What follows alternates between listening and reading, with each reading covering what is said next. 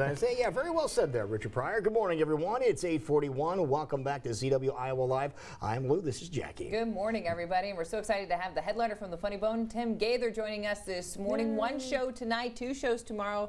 DMFunnyBone.com for all your ticket information. Thank you for being here. Yeah, thanks for having me. I'm having fun. Yeah, very cool. And we were just chatting a little bit as the cameras were off about the fact that today is National Marriage Day. It Not is. Sure you wow. were aware of that. They have a day for everything now. Yes, Yeah, they don't do. they? So how is married life? It's good. It's been about 6 or 7 months, and I found a good girl. She's beautiful, and she's going to be a good mother, which is very important to me. You know, you don't want to you can't just pick a woman based on her looks. You don't have a conversation with your son when he's 12, like, boy, I'm sorry, your mom's been in and out of rehab and mental institutions and jail your whole life. But you have to understand, when I first met your mama, she had a butt on her. And nasty, whoo, your mama would do anything. Let's get your book bag. Try to make visiting hours. But how long did you see her before you guys finally got married? Oh, a few years, really. She's a great girl. She's a great wife. My only complaint is that she has gas maybe 6 to 10 times a year. She like holds it, so when it comes out, it is the worst thing you've ever. And I walk into a room and she's been in there and she knows she's done it. She's like just about to cry and she's like, I'm sorry, and I'm like trying to be supportive. I'm like, it's all right. Everybody does that, or not, you know. Tears are coming out of my eyes, paint's coming off the walls. The dog won't go in there. She's like, Tulsa. She's like, well, I'm not going in there. I know what you did. Yeah, Tulsa, that is your dog. Tell us a little bit about your dog. She's great, man. She weighs 105 pounds, so a lot of people are scared of her. Like my next door neighbor, she doesn't speak English, but she's terrified of my dog. She speaks very little English. She came knocking on my door the other day, and she was like, is the log home? I was like, the dog? Yeah, she's here. She's not running errands or anything. But Tulsa is good. What kind of dog is she? She's boxer, pit bull, and lab mix. And she's the strongest dog in the world. Like when you're walking her and she decides to either go to the restroom or just stop to smell something, it's like somebody dropping an anchor. I mean, she's just so strong. I had to get a shoulder surgery, and I think she was the final straw of that, because when she stops, you're just like, gosh.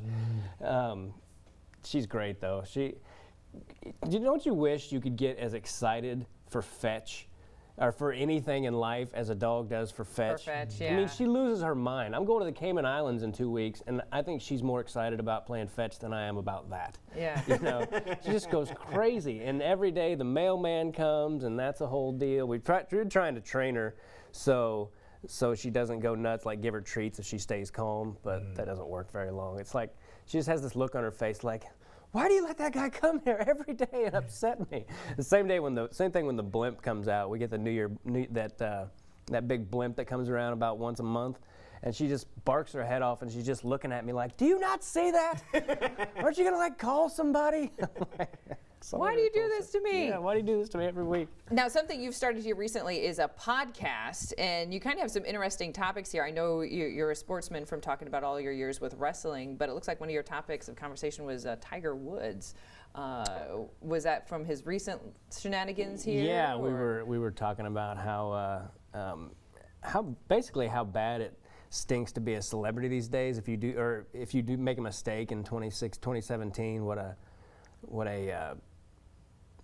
how much it's just magnified. You're under a microscope. Yeah, and there's no prove innocent until proven guilty anymore. I mean, they said he didn't even have alcohol in his system, and he's on the side of the highway and all that. And I guess the medications. Well, doctors will give you any freaking medication if you go in and complain, and half the time they won't even tell you what's wrong with it. So, I mean, I just think it's bad that like the guy gets a DUI and everyone's like, bagging on him and everything, and it's like, we don't even know really what happened. Like, that's part of the reason I don't really care to ever be like super famous.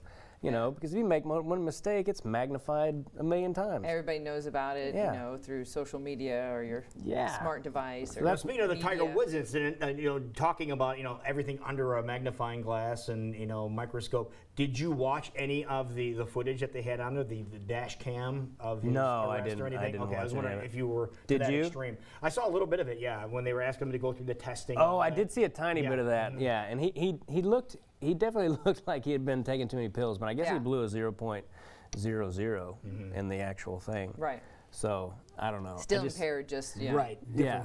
Different substance. Yeah. So. one of those unfortunate things. Yeah, and I know he's done some things in his past and made some mistakes and all that stuff, but who among us has not, you know? And I would just like to see, I like when people make comebacks, and I know he's really got the deck stacked against him now, so I'm a total sucker for comebacks. Isn't everybody? I think Comeback lover. I mean, I know what he did too. He's not like, you know, the poster boy of being an angel anymore, but I don't know. I just think it would stink to be. Now, how do you like in the microscope. podcast? Because you say you just started getting into this endeavor and you're starting to get up and going. I like it. It's fun. It allows me to write material without sitting down and writing it. You know, like sometimes we just start talking about something, and then it just makes it into my act because I'm like, oh, there's a joke there, and then I can think about it and ramble and talk about everything, and you don't have to worry about whether you're killing all the time. Like on stage, everything you say is supposed to get a laugh, but on a podcast, there's no feedback, so, you know, who knows Just kind if of a they think it's conversation funny. like we're having Yeah, here. and it's easy. It's fun. And speaking of what we did on this day with Richard Pryor, it sounds like one of your guests, you were talking about eating mushrooms before open mic. That sounds like something you probably shouldn't do before a show either. I didn't know we could talk about that on morning Of course TV. you can. It's Friday morning. Anything goes. Yeah, that So was what happened here? a friend of mine and I were we were in our mid-20s, and we got a hold of these chocolate mushrooms and for around Christmas time, and we ate some before an open mic, and his name's Chris Porter. He's probably Oh, well, we know him, yeah. I think he's Yeah, going to be here in like 2 weeks. Yeah, so you can last ask him. comic standing, Chris Porter, yeah. Yeah, you can ask him about it. We were going to, and now here we are. Say what we heard. The story is really funny. We'll just bring out some chocolate-covered mushrooms and put them in front of them, okay? I didn't know you could get chocolate covered mushrooms, so that's can. the It news was- for me this morning. It was great. Chris went out there and I mean it was really hitting him hard. And he went up there and he had this joke about High Point, North Carolina, and he tried to do it and he couldn't. You could just see him melting, and he steps back, and I knew him well enough to see the look on his face. He was like, I'm just gonna collect myself. I can do this. He steps back in. He's like, huh, I'm in the High Point. And I'm on the back just smacking the wall, just inconsolable, screaming, laughing. And then finally he just goes, I can't do this. And he had to just walk off stage. Oh no. Oh, poor guy. And we were supposed to be judging an open mic contest that night, he and I, because we were starting to feature and all that stuff. So they were like, you guys are judging the contest. We're like, we don't know if we're the best people to be judging this contest right now. Oh, great stories, but that's the kind of stuff you can hear on your podcast. Now, people want to listen to these podcasts. Where can they find those? SoundCloud.com/Tim Gaither. If you just go to TimGaitherComedy.com, you can find everything Tim Gaither. All my social media, the podcast links, SoundCloud, iTunes, Stitcher, we're on all that stuff. But if you just go to the podcast, or go to the website rather, you can find everything you need. Boom, just like that right there. Yeah, there it Really is. simple. Look at that Perfect. sweet hair I had. I was going to say, yeah, your hair's a little bit different Like than it used the to be. Keith Urban Bieber hair. Yeah, well, that's part of the reason I had to cut it. The Keith Urban didn't bother me. The Bieber thing. The I was like, Bieber. That got to you after a while. yeah. That's when everything had to change. Yeah. All right, stick around. We'll be right back, folks. More with Tim Gaither coming up in just a little bit. You are watching CW Iowa Live in West Des Moines.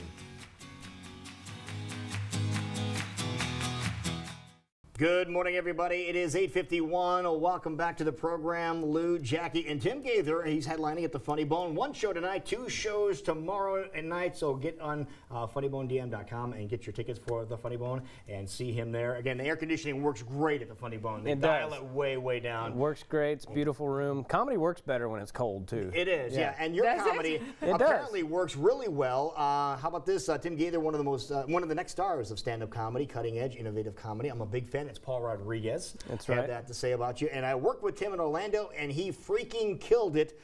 Those words from Bill Burr. How Yeah. cool is that? Yeah, I mean, I made all that stuff up, but still. It looks good on a cool. website. Yeah, it looks I like good. that. Well, if people come out and see you, I know we've talked about kind of how you got your start growing up. You love wrestling, not afraid of being politically correct or anything like that. But if people have never seen your show, what are they going to experience tonight? I'm fairly laid back in my when I'm on stage. Like sometimes I'll actually lean against the wall. I love brick walls like the Funny Bone has because you can kind of lean against them. And if the wall's too far away, you can't. But that's not what they're going to come see is me lean on a wall. It's stories about my life and my current life and growing up and all kinds of stuff. It's always been a hard question for me to answer. You think I'd be better at answering after 18 years? What can people expect? I'm like, I don't know. But the things that people can relate to. Yes, it's things people can relate to, and everything I say has at least a little bit of truth in it. At least a little. It might not be the complete whole truth, but it started from truth at the very least. A sliver of truth. Yeah, because it seems to me like when you try to get too like I see a lot of that in LA, like all these creative writing comics, and I'm like, well, that's great that you're original. None of that's funny. You need to keep the humor yeah, there. be original, but if you're not funny, then I don't care how weird your premises are. Now, you're from Hollywood now, and you're here in the Midwest this week, and then you're going back over to the West Coast next week. It's got to be, tolling on your system, and especially your sleep patterns. Sometimes it is. I oftentimes don't know, I don't know what effect that has on your body time zones, but it probably has some. And I didn't sleep well last night. The people next door to me were getting it on all night, which kept me awake. And I'm a big fan of that, don't get me wrong, but those people never look how you picture them to look. I saw them at breakfast, and they did look like movie stars like I was picturing, but not the ones I wanted. They looked like Donkey and Shrek. Oh, Donkey.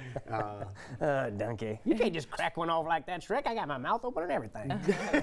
So what do you do to stay busy when you're visiting these various towns? I read, I work out, I watch a lot of wrestling. Try to get out and see some bit of the town. And what do you guys recommend here? But have you gone to the Food-wise. Wrestling Hall of Fame yet? No, is that here? It's not too far away. I was going to say, we have a couple different places you can go if you want to. Yeah, I would love to. I See came to some the champions. Cedar Rapids is pretty close, right? Mm-hmm. I went to the Olympic trials last year. That was awesome. I called my mom, or I told my mom in a message. I was like, hey mom, I came to the Olympic trials and I brought a singlet and I weighed in, I wrestled, and I'm in the finals.